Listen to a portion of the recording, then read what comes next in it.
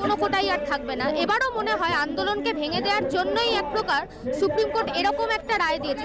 দেশের সরকার একই রকম ভাবে ছাত্রদের ওপরে নিপীড়ন চালিয়ে যাবে, এটাই প্রেসিডেন্ট সেট করতে চাইছে। প্রতিবাদ করতে শান্তিপূর্ণভাবে, তখন তাদের নির্মমভাবে অ্যারেস্ট করা হয়েছে।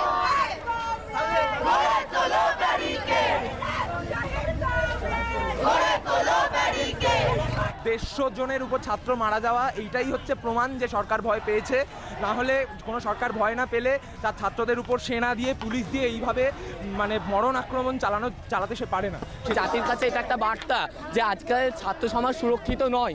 আগের দিন যখন আমরা বেরিয়েছিলাম একাডেমির সামনে থেকে, মমতা সরকারের পুলিশ আমাদের উপর নৃশংস আক্রমণ করে, মহিলা কমরেডদের অসভ্য ভাষায় গালিগালাজ করে এবং তাদের গায়ে হাত তোলে, এবং সেই আবারও দেখিয়ে দিয়েছে যে একটা স্বৈরতান্ত্রিক সরকার অন্য স্বৈরতান্ত্রিক সরকারের কাঁধে কাঁধ মিলিয়ে কিভাবে ছাত্রদের উপরে দমনপীড়ন চালাতে পারে। সেই কারণেই আজকে আবারও আমরা বেরিয়েছি বাংলাদেশের ছাত্রদের প্রতি সংহতি প্রকাশ করবার জন্য, এবং আগের দিন যাদের উপরে নৃশংসতা চালানো হয়েছে মমতা পুলিশের তরফ থেকে, তাদের জন্য সংহতি জানাবার জন্য আমরা আজকে এই মিছিলে বেরোচ্ছি। বাংলাদেশে 10% এতদিন কোটা সংস্কারে মহিলাদের জন্য 10% আসন সংরক্ষিত ছিল। গতকাল সুপ্রিম কোর্ট যে রায়টা দিয়েছে, মানে যেটা বলেছে সংস্কার করে মহিলাদের জন্য আলাদাভাবে সংস্কারের কোনো কথা উল্লেখ করেনি, কি বলেন?